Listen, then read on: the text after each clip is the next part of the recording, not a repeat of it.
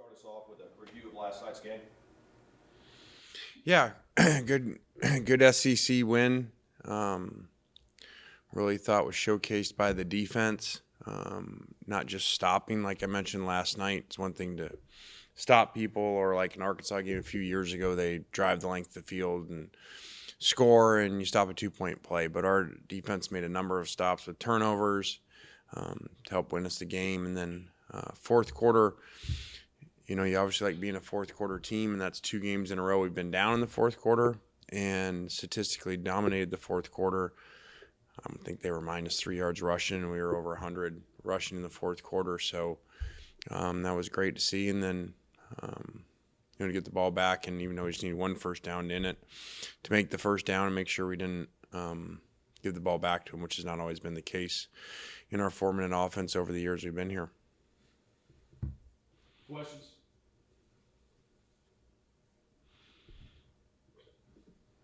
Coach, with transfer portal and graduation portal and everything, I lose touch on. Does Spencer Sanders have another collegiate year if he chose to go to college next year? By my understanding, he does not. Okay, thank you. Lane, you touched on the fourth quarter success. To what extent do you think that's a function of your team's depth? Do you feel that having an impact at that time of the game? I could see that on defense. We played more guys and played a number of guys up front on defense. So I could see that, on defense. We don't rotate a whole lot on offense, but, I could see that on defense.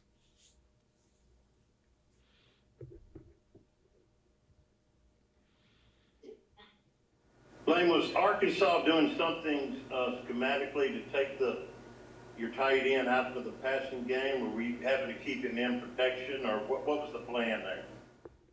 No, I think those things just happen. I mean, one time he's open, but the read just doesn't happen to take him there. So I just think it was one of those games, and the quarterback, didn't play his best game.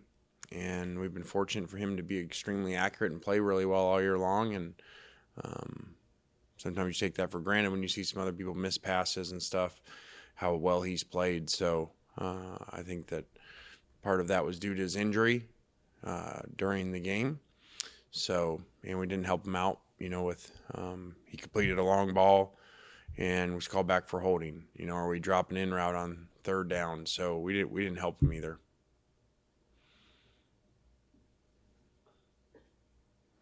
Lane, how is Jackson looking today, and do you see that injury being something that puts his availability into question in 2 weeks here? I do not. He'll be fine.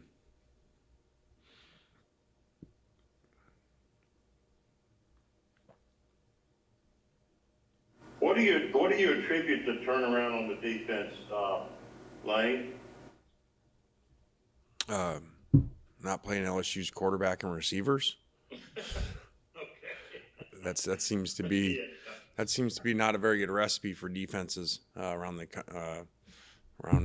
SEC this year. So I thought we did it better. Seriously, I thought we did a better job containing the quarterback, stopping the run, making him one-dimensional. Whatever. I think on called running plays, he made 10 yards or something. So that'll change the game a lot. Lane, going back to the previous question about Jackson Dart's prognosis, does the same kind of go for Trey Harris as well, just with him going out of the game when he did? Yeah, I think this is really good timing for a bye with Trey. So I would anticipate by the time we play, he'd be fine. Lane, you kind of mentioned it last night just now. In a coach's eyes, is it different for each coach, but is there a sweet spot or a good time for a bye to fall in the schedule for an SEC team?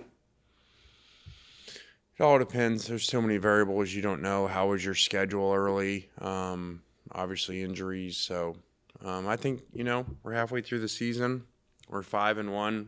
We lost a game in Alabama that I've been very critical of our performance in that game, and I think people were very critical of us in that game. But, I try to remind myself, as much as, wanted and expected to win that game, that's his hardest place to play over the last, 6 years or something like that? What, have they lost one SEC home game to arguably the greatest team in the history of college football, Joe Burrow and company? So that's a pretty hard place to play in this conference. So I think that's a good reminder to be 5-1 and, to have been ahead at halftime and lose that game. Obviously, we're not pleased with it, but, kind of a refreshing reminder when, we took so much heat for, losing that game in Tuscaloosa, which kind of almost everybody in this conference has done. Lane, you were 7-1 last year, 5-1 this year. Is there something you learned from last year that you can pass on to the guys to, keep them on this road? Yeah, I think this team's different. I know coaches, say that, but I do. I think in Tulane that showed up. I mean, it's really showed up, I think, about 3 games we've been behind, late in the game. So that's very different than I would think that last year's team where we were ahead most of those. And so I think this team's different. But, that team I think was coming off the Sugar Bowl year and a lot of marquee portal names that I always said if it doesn't go good, that's a hard situation to be, kind of like big name free agency in the NBA. Either goes really well or then towards the end of the year it doesn't. So I think we're different. Lane, what needs to happen over this bye week, the next couple weeks, to put you in the best spot possible going into the back half of the season?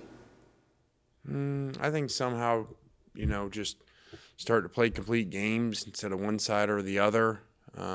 Secure some special teams things up, and just continue to develop.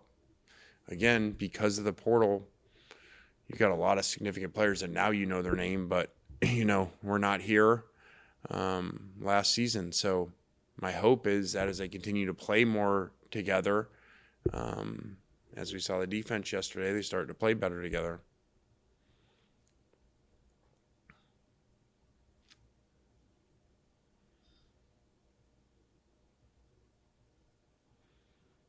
Anything else for Coach?